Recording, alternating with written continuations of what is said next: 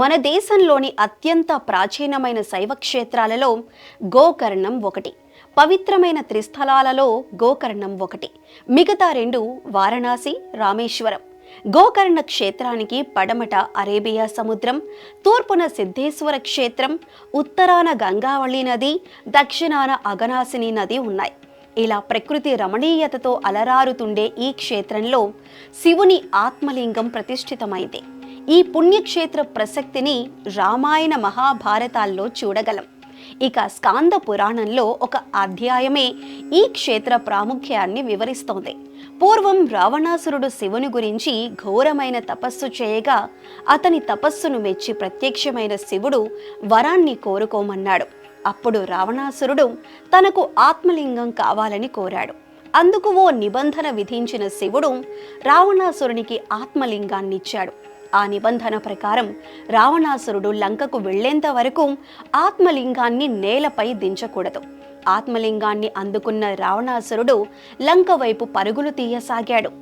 ఆత్మలింగం రావణాసురుని దగ్గరే ఉంటే లోకాలన్నీ అల్లకల్లోలమైపోతాయని కలత చెందిన దేవతలు తమను కాపాడవలసిందంటూ విష్ణుమూర్తి, బ్రహ్మ, విఘ్నేశ్వర తదితర దేవుళ్లను వేడుకోగా గణపతి చిన్న పిల్లవాని వేషంలో రావణాసురుని మార్గమధ్యంలో ఎదురుపడ్డాడు.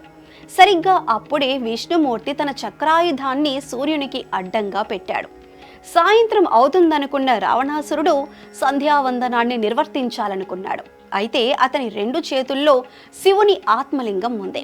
అప్పుడు అటుగా బాలరూపంలో వచ్చిన వినాయకుణ్ణి చూసిన రావణాసురుడు కాసేపు ఆత్మలింగాన్ని పట్టుకోమని, తాను సంధ్యావందనం చేసి వస్తానని అభ్యర్థించాడు. అందుకు ఒప్పుకున్న బాల వినాయకుడు తాను 3 సార్లు పిలుస్తానని, అప్పటికీ రావణాసురుడు రాకపోతే ఆత్మలింగాన్ని కింద పెట్టేస్తానని చెప్పాడు. వేరే దారి లేని రావణాసురుడు వినాయకుని నిబంధనకు ఒప్పుకొని సంధ్యావందనం చేసుకోవటానికి వెళ్ళాడు. అయితే రావణాసురునికి ఏమాత్రం అవకాశం ఇవ్వని వినాయకుడు గబగబా 3 సార్లు రావణాసురుణ్ణి పిలిచి ఆత్మలింగాన్ని నేలపై పెట్టేశాడు. రావణాసురుడు ఎంతగా పరుగులు పెట్టి వచ్చినప్పటికీ జరగాల్సింది జరిగిపోయింది. ఆ సంఘటనకు కోపగించుకున్న రావణాసురుడు బాల వినాయకుని తలపై ఒక మొట్టికాయ వేశాడు. ఫలితంగా గణపతి తలపై నొక్కు ఏర్పడింది.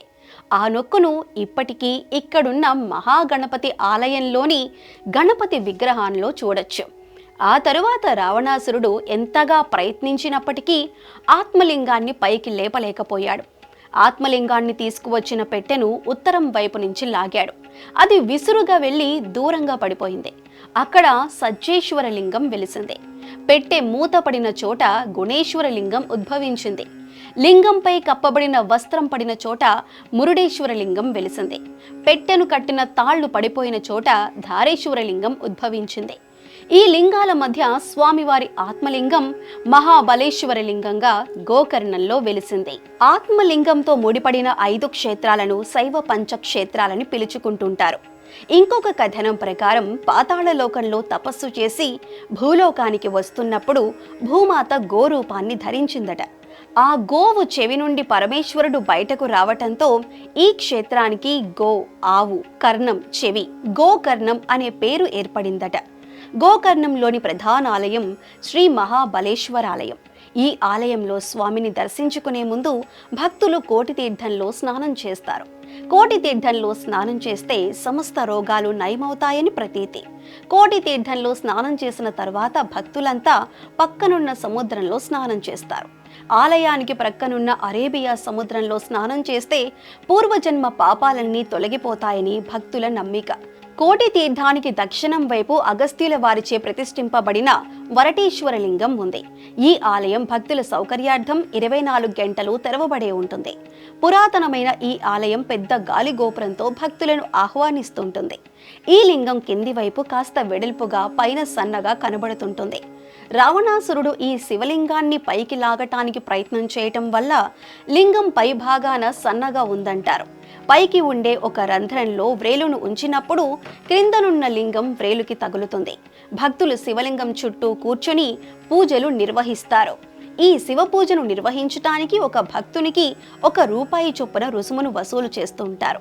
అయితే మహామంగళహారతుల సమయంలో గర్భగృహంలోనికి భక్తులను అనుమతించరు. ఇక్కడ 12 సంవత్సరాలకు ఒకసారి ఒక విశేషమైన కార్యక్రమం జరుగుతుంది. అప్పుడు శివలింగాన్ని బయటకు తీసి నిజ స్వరూప లింగానికి పూజలు చేస్తారు. ఈ పుష్కర ఉత్సవాలకు దేశ విదేశాల నుండి లక్షల సంఖ్యలో భక్తులు వస్తుంటారు. ఈ కార్యక్రమం ఈ సంవత్సరం జరగాల్సి ఉంది. ఇక ప్రతి సంవత్సరం మహాశివరాత్రి ఉత్సవాలు 7 రోజుల పాటు ఘనంగా జరుగుతాయి. ఈ సందర్భంగా రథోత్సవం జరుగుతుంది. ఈ ఆలయం మధ్యాహ్నం 12:30 నుండి రాత్రి 8:30 వరకు మంగళహారతి పూజలు జరుగుతూ ఉంటాయి. ఆలయంలోకి ప్రవేశించే పురుషులు చొక్కాలను విడిచి భుజాలపై కండువాలతో స్వామి దర్శనం చేసుకోవాల్సి ఉంటుంది. మహాబలేశ్వర ఆలయ ప్రాంగణంలో ఉత్తరం వైపున తామ్రగౌరి ఆలయం ఉంది. ఈమె మహాబలేశ్వరుని పత్ని. ఈమె బ్రహ్మదేవుని కుడి చేయి నుండి ఉద్భవించిందని చెబుతారు. ఈ దేవి తపస్సు చేసి రుద్రుణ్ణి వివాహం చేసుకుంది. ఈ ఆలయం ఉదయం 6 గంటల నుంచి మధ్యాహ్నం 12:30 వరకు, సాయంత్రం 5 గంటల నుంచి రాత్రి 8:30 గంటల వరకు తెరిచి ఉంటుంది.